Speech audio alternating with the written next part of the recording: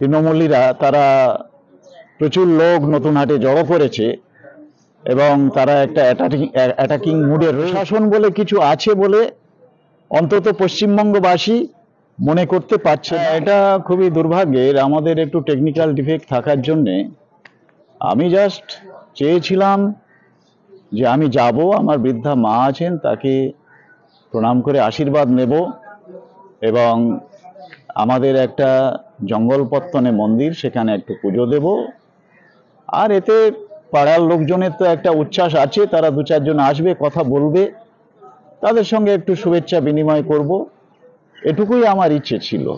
কিন্তু আইসি জানি না, তিনি হয়তো কোনো আভাস পেয়েছেন এবং আমরাও জানলাম আমাদের কর্মীদের মারফত যে ওখানে তৃণমূলীরা তারা প্রচুর লোক নতুন হাটে জড়ো করেছে এবং তারা একটা অ্যাটাকিং মুডে রয়েছে। হয়তো এরকম কোন ইনফরমেশন আইসির কাছে থাকতে পারে, যার জন্য আইসি রিস্ক না নিয়ে তিনি বললেন যে আজকের আপনি ওখানে যাবেন না, আপনি এখান থেকেই ফিরে যান, অন্যদিন আপনি ডিউ পারমিশন নিয়ে আপনি যাবেন, আপনার সমস্ত প্রোটেকশনের ব্যবস্থা আমরা করব।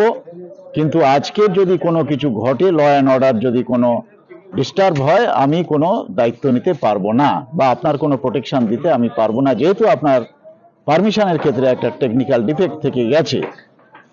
তা আমরা আইএসএফ করি যারা, তারা দেশের আইন এবং সংবিধানকে আমরা যথোচিত সম্মান দিই এবং আমরা চাই দেশের আইন এবং সংবিধান যথাযথভাবে প্রযোজ্য এবং প্রতিষ্ঠিত হোক। যার জন্যে আমি আইসির পরামর্শকে আমি অনার করে আমি এই সোনাখালী থেকে, এই বাসন্তী থেকে, থানার থেকে আমি সোনারপুরে ফিরে যাচ্ছি আজকের মতো। এই যে একজন মা, আপনি অনেকদিন পরে হয়তো বাড়িতে ফিরছেন, রান্না বান্না করে রেখে দিয়েছেন, প্রশাসন তো মানুষের মানে নিরাপত্তা দায়িত্ব তাদের, যে একজন মায়ের ছেলে মায়ের সঙ্গে দেখা করতে যেতে পারবে না, কেমন ধরনের প্রশাসন? এনারা কাদের দ্বারা পরিচালিত চলে? পশ্চিমবঙ্গে প্রশাসন বলে কিছু আছে বলে আমার মনে হয় না। আমার কেন, পশ্চিমবঙ্গের আপামর জনসাধারণের তারা জানে যে প্রশাসন বলে কিছু আছে বলে অন্তত পশ্চিমবঙ্গবাসী মনে করতে পারছে না। আজকের যে বাংলায় রাজনীতির সৃষ্টি হয়েছিল, যে বাংলা নবজাগরণের পীঠস্থান, ভারতবর্ষের প্রথম নবজাগরণ হয়েছিল, শিক্ষা সংস্কৃতিতে যে বাংলা সারা বিশ্বে একটা সুনাম কুড়িয়েছিল, আজকের সেই বাংলার সবকিছু ধ্বংস করেছে এই তৃণমূলী সরকার। এবং যার জন্যে মানুষ এদের ক্ষমা করতে কোনোদিন করবে না।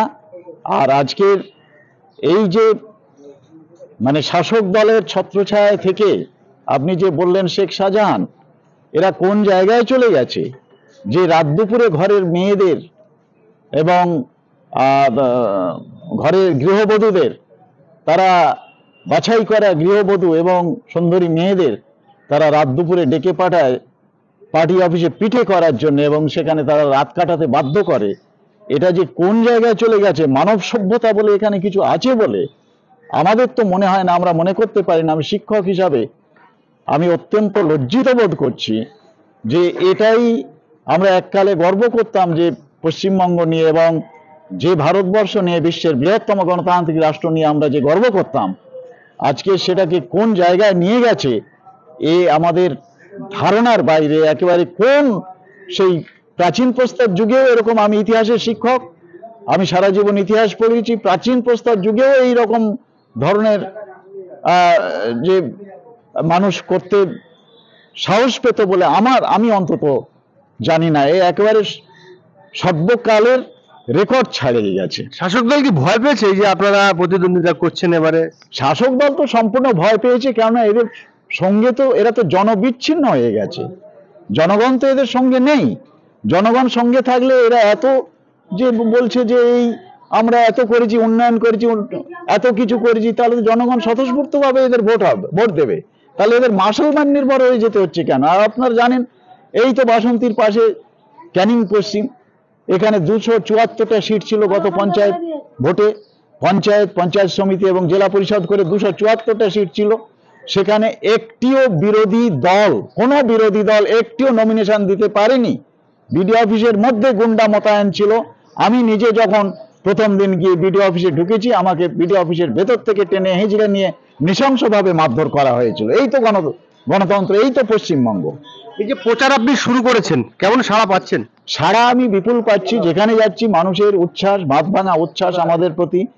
নওশাদ সিদ্দিকী যে একটা নতুন রাজনৈতিক ঘরানা তৈরি করেছেন, যে গণতন্ত্রের পুনঃপ্রতিষ্ঠা এবং হিংসামুক্ত রাজনীতি, আদর্শ সমাজ প্রতিষ্ঠা, মানুষের হকের পাওনা, বিশেষ করে যারা অনগ্রসর শ্রেণীর মানুষ তাদের হকের পাওনা পাইয়ে দেওয়ার যে প্রতিজ্ঞা নিয়ে নওশাদ সিদ্দিকী ময়দানে নেমেছেন, তাতে করে আপামর জনসাধারণের মন আইএসএফের প্রতি আকৃষ্ট এবং তারা আইএসএফকে ভোট দেওয়ার জন্য তারা মুখিয়ে আছে এবং তারা প্রস্তুত, যার জন্য এরা ভয় পেয়েছে এবং আইএসএফকে বিশেষভাবে ভয় পেয়েছে।